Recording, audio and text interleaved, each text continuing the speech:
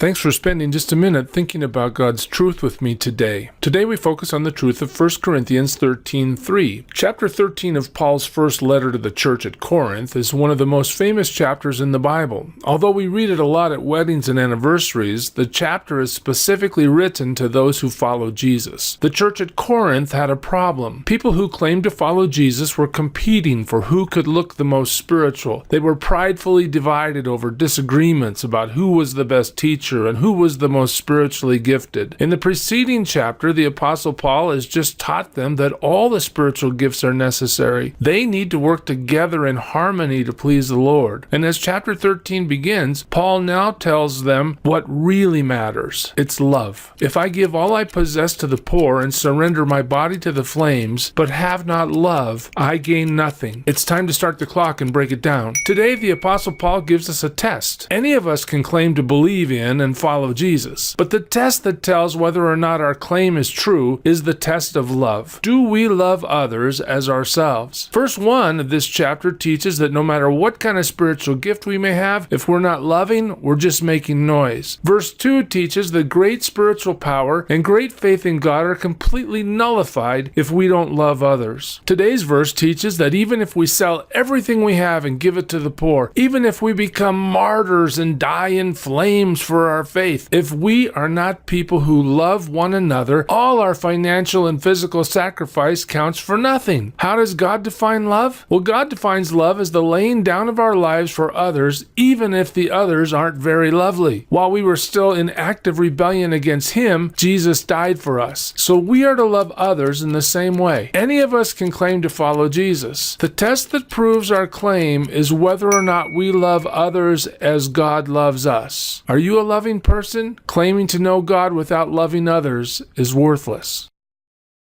This is Pastor Scott saying thanks for watching. If you want to talk to me, it's right here. If you want us to talk to God for you, visit ipray.world. You can also visit the church website, but be sure to like or share or follow or subscribe.